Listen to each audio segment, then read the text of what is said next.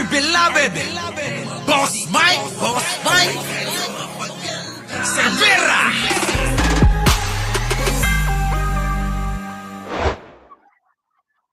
Organized Crime Commission ang kinaroroonan ni Attorney Harry Roque na pinaniniwalaang nagtatago na sa ibang bansa upang makaiwas sa investigasyon ng Quad Committee kaugnay sa issue ng Philippine Offshore Gaming Operators.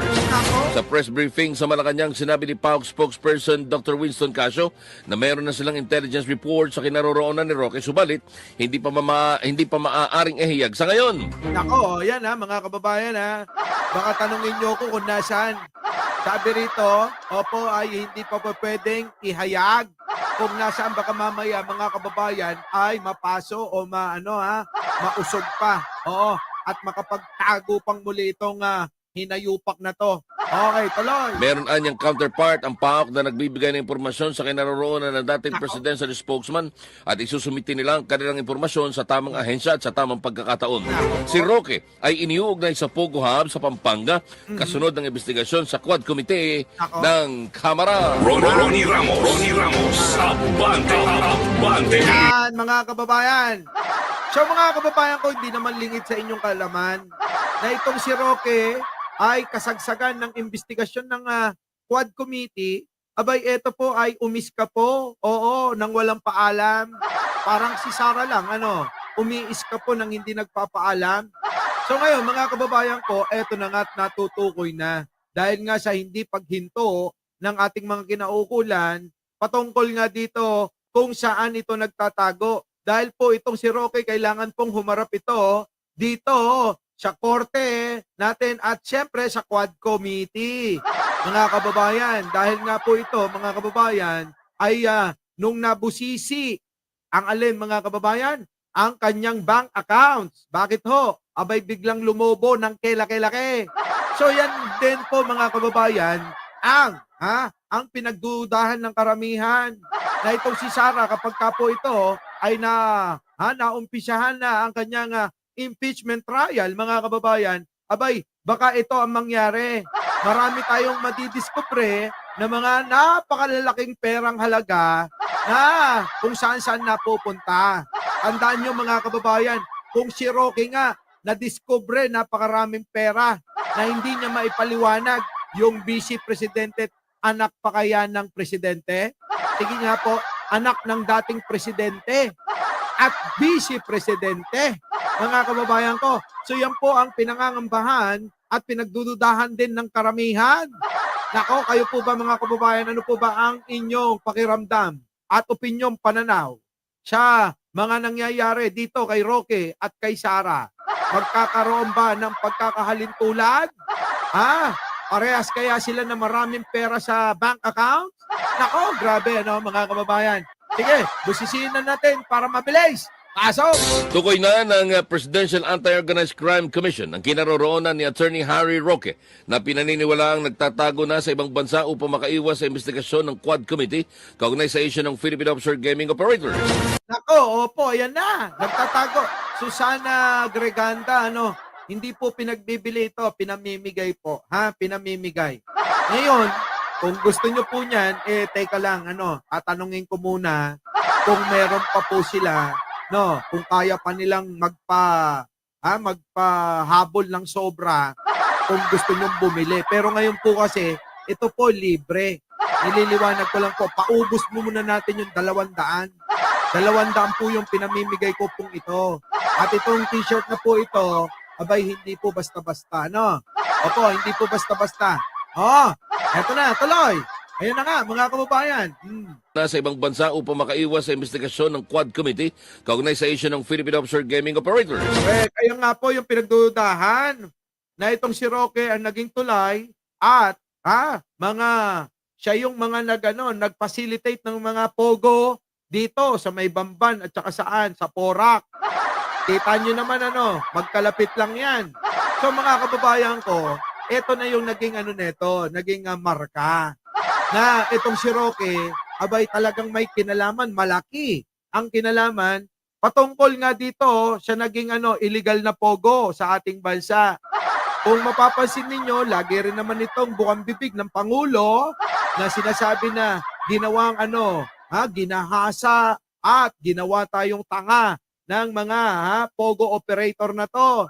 Kabilang nga po etong sino? Si Harry Roque. Opo mga kababayan. Tuloy. Sa press briefing sa Malacanang, sinabi ni PAOK spokesperson Dr. Winston Casio na meron na silang intelligence report sa kinaroroonan ni Roque. Subalit, Ay, buti naman mga kababayan, hindi naman namin kailangan malaman kung nasaan yan. Dahil yung mga Pilipino, hindi naman yan mahuhuli. Di po ba mga kababayan? So yung mga kinaukulan na lang ang bahala dyan. O kung kailangan confidential yung mga impormasyon, abay gawin ninyo. Pero yung pagbabalita namin, dahil binalita nyo naman, dapat nga hindi yan binabalita, Pero mga kababayan, syempre kailangan din nating malaman. Baka sabihin ng mga karamihan ng ating mga kababayan, etong si Roque ay hindi na inaasikaso.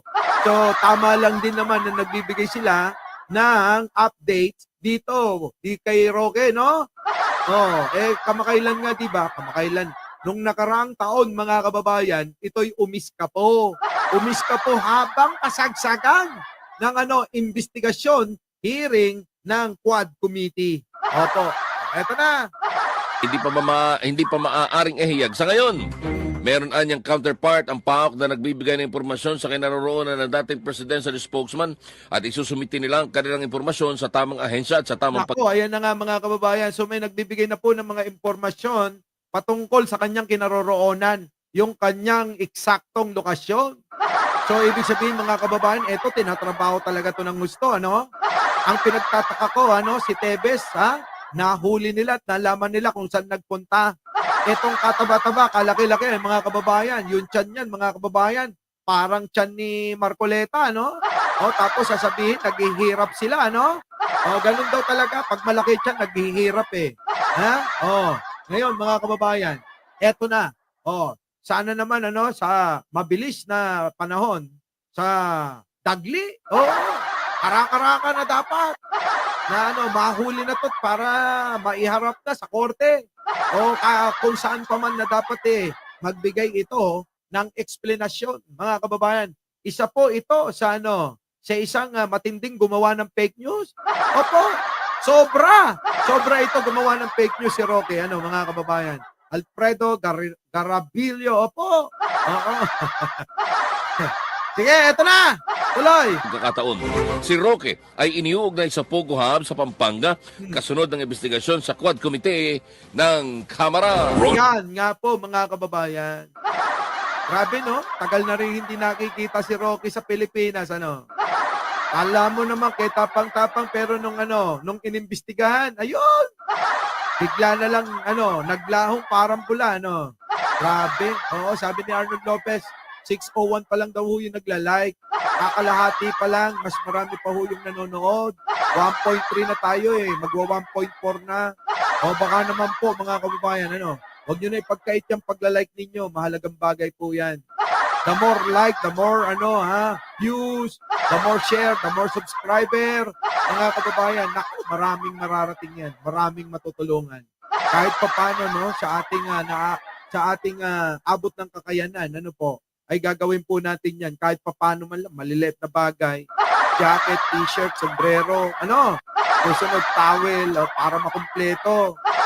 Para naman maalala nyo ako lagi, kahit na hindi na ako nagbablog, kasi alam nyo naman ako, di ba? Minsan nawawalang bigla Kasi mga kababayan, talagang minsan hindi ko kayang pagsabayin yung negosyo at yung pagbablog ko. Kasi ako, sa mga ginagawa ko, gusto ko, dedicated ako. Hindi po ako yung tao na pag naisipan lang. Kapag ginawa, kailangan tuloy-tuloy. Ganon. Kasi hindi ho natin makakamit yung ating nais. Hangarin. Kung tayo paminsan-minsan lang. Di po ba? Lalo na't mga kababayan, meron po tayong iniingatan at sinusundan na algorithm dito sa YouTube. Po, mga kababayan ko? Yun! So, eto na. Yan po ang update kay Harry Roque Masuba. Our beloved Boss Mike Severa.